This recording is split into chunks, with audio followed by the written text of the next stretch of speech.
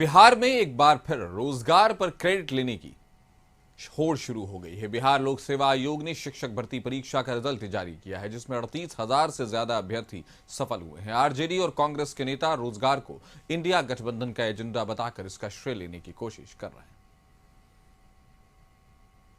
2 दिन में 2 रिजल्ट। पहले बीपीएससी ने टीआरई 3 का रिजल्ट जारी किया और अगले ही दिन बिहार विद्यालय परीक्षा समिति ने सक्षमता परीक्षा का रिजल्ट जारी किया। पहले बात करते हैं टीआरई 3 की। क्लास 1 से 5 के लिए 21,911 अभ्यर्थी सफल हुए, जबकि क्लास 6 से 8 के लिए 16,989 अभ्यर्थी सफल हुए, यानी कुल मिलाकर 38,900 अभ्यर्थी सफल हुए। हालांकि 5,578 पद खाली रह गए। करीब 39,000 अभ्यर्थी शिक्षक परीक्षा में पास हुए, जो एक बड़ी संख्या है। और इसके साथ ही शुरू हो गई रोजगार पर सियासत। जेडीयू ने इसका क्रेडिट नीतीश कुमार की नीतियों को दिया।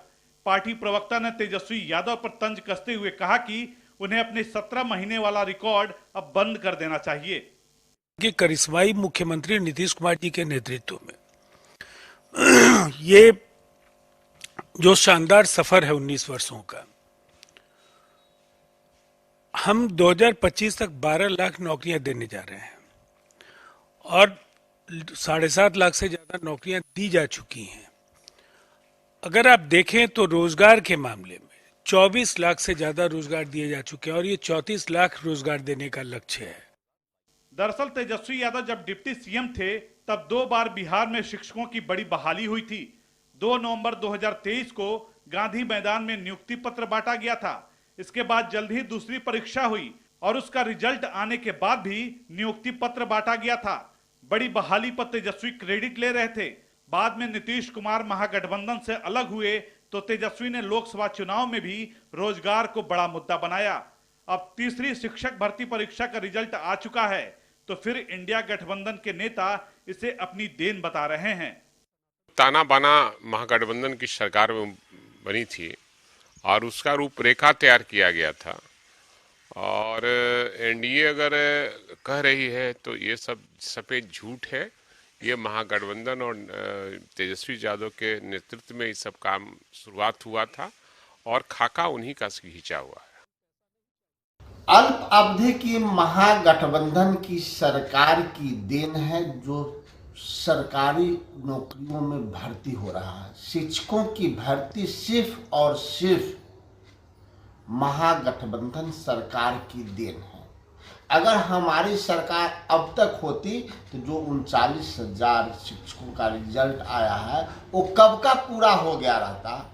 नीतीश कुमार का एक आदत है कि लटकाए रखने का।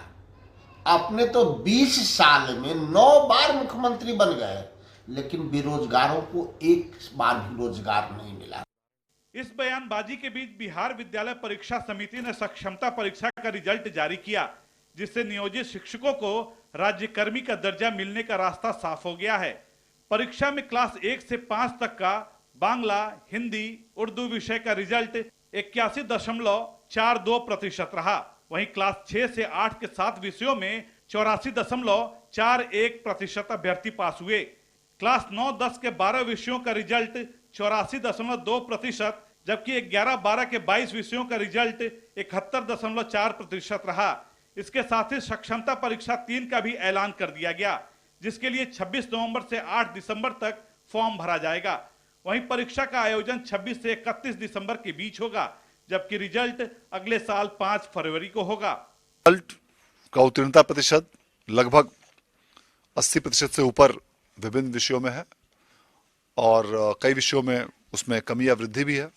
यदि हम ओवरऑल क्लास वाइज विषयों की बात करें तो क्लास 1 to 5 के 3 विषय बांग्ला, उर्दू और हिंदी, इन तीनों में कुल उत्तीर्णता का प्रतिशत 81.42। कक्षा 6 से 8 में 7 विषयों में उत्तीर्णता का प्रतिशत 81.41। कक्षा 9 से 10 के जो 12 विषयों का आज परीक्षाफल घोषित किया गया है उसमें कुल उत्तीर्णता का प्रतिशत 84.20 और कक्षा 11 और 12 के 22 विषयों का कुल परीक्षा उत्तीर्णता प्रतिशत 71.4% है। आगामी दिसंबर माह में ही 26 से 31 दिसंबर के बीच तृतीय सक्षमता परीक्षा का आयोजन किया जाएगा, तो वे उसमें भाग लेकर अगली बार प्रयास कर सकते हैं। टीआरई 3 का रिजल्ट जारी करने के बाद अब एक बार फिर नियुक्ति पत्र बटेगा। वहीं जल्दी सक्षमता परीक्षा 3 का आयोजन होगा, जिसके जरिए नियोजित शिक्षकों को राज्यकर्मी बनाया जाएगा। साफ है, विधानसभा चुनाव में इसकी गूंज भी रहेगी। रोजगार के मुद्दे पर विपक्ष के हमलावर रुख का जवाब देने के लिए सत्ता पक्ष के पास बड़ा आधार होगा। ब्यूरो रिपोर्ट, कशिश न्यूज।